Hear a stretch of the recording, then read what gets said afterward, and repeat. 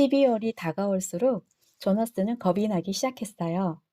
겁은 무언가 끔찍한 일이 벌어지려고 할 때 마음속에서 솟아나는 강렬하고 불쾌한 느낌을 말하죠. 여러분도 겁을 먹은 적이 있으신가요? 조너스가 먹은 겁은 1년 전쯤에 미 하긴 비행기가 2번이나 마을 하늘 위를 날아갔을 때 느낀 것과 비슷하다고 해요. 조너스는 비행기가 날아가는 것을 2번 보았어요.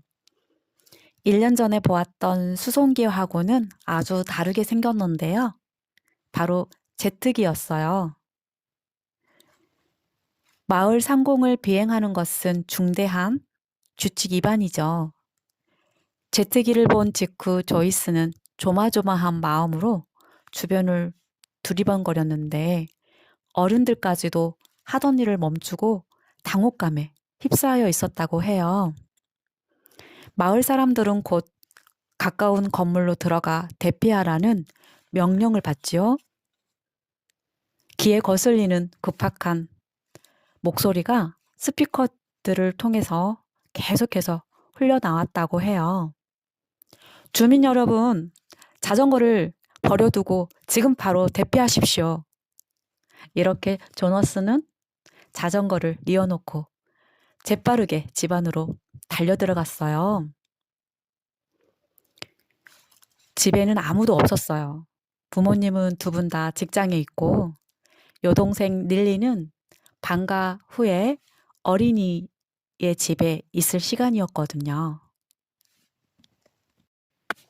조너스가 겁이 잔뜩 먹었겠죠? 조너스는 겁이 덜컥 났고 온몸이 부들부들 떨렸어요. 하지만 아무 일도 일어나지 않았답니다. 시간이 흐르고 스피커에서 들려온 목소리는 견습 비행사가 운행을 하다가 운행 지침을 잘못 읽어서 방향을 잘못 틀었다가 자신의 실수가 드러나기 전에 되돌아가려고 필사적으로 애를 썼다고 하죠. 두말 할 것 없이 그 비행사는 임무 해제될 것입니다. 라는 방송을 듣고 조너스가 조금 웃음이 났어요.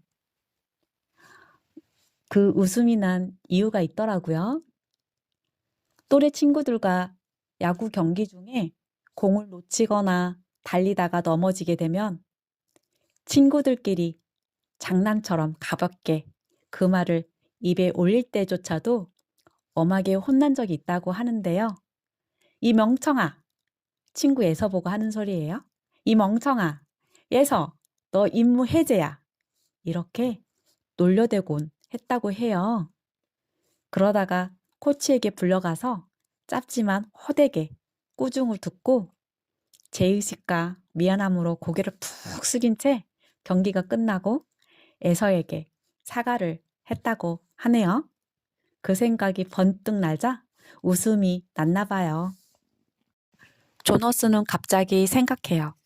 겁이라는 말은 12월이 다가올수록 마음속에서 요동치는 이 묘한 느낌을 설명하는데 부적합하다고. 그리곤 이 느낌은 겁이 아니고 걱정이라는 말로 조너스는 자신의 감정을 정리하게 됩니다. 저녁 식사 후에는 가족 모두 모여서 그날 받은 특별한 느낌을 서로 이야기를 합니다. 릴리가 먼저 말을 했어요. 오늘은 화가 났다네요, 글쎄.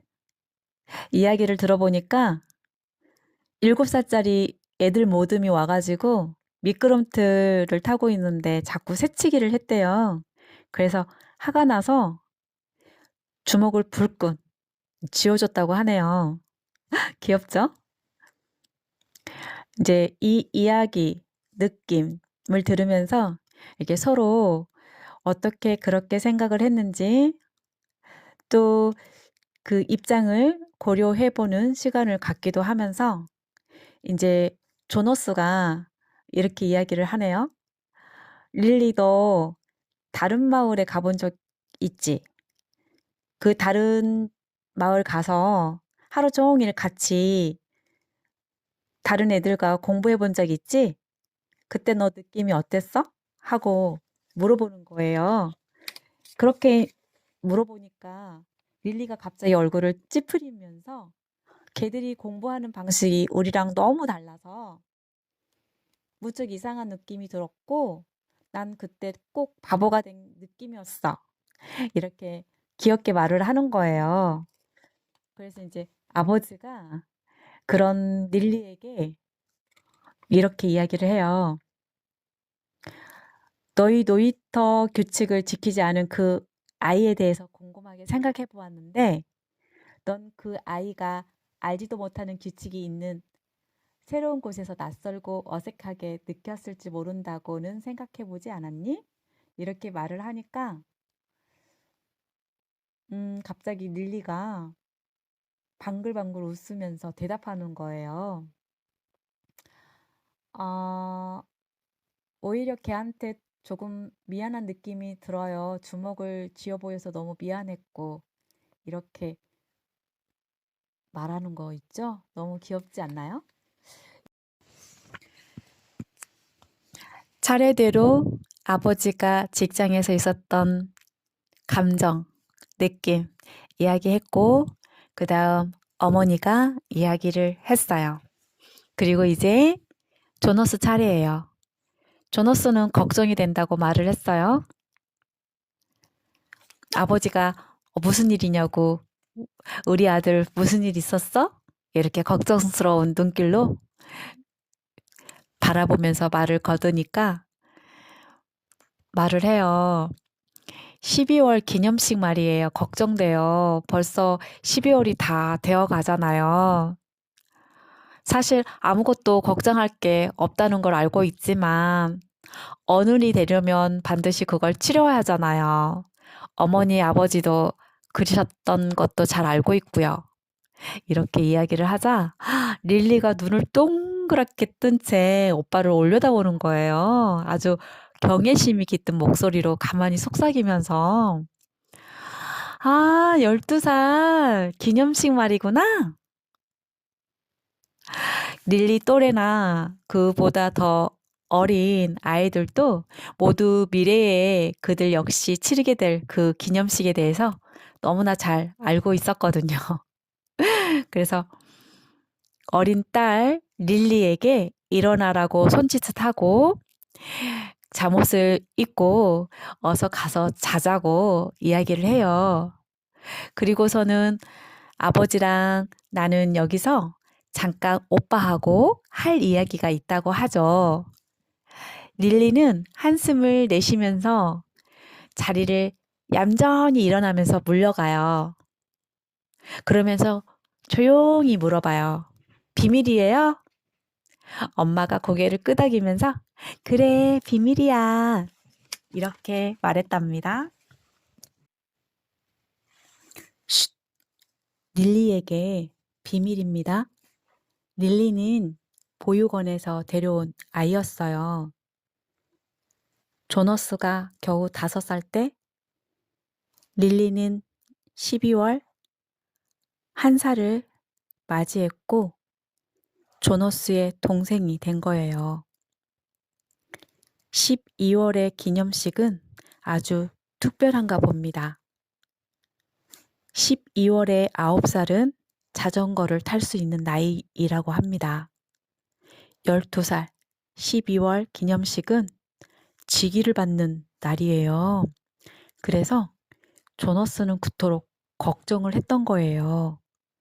마을 이원들은 아이들을 잘 관찰하고 그에 맞는 직위를 줍니다. 의사라든지 보육사라든지 건축자 등 말입니다. 과연 조너스는 어떤 직위를 받게 될까요?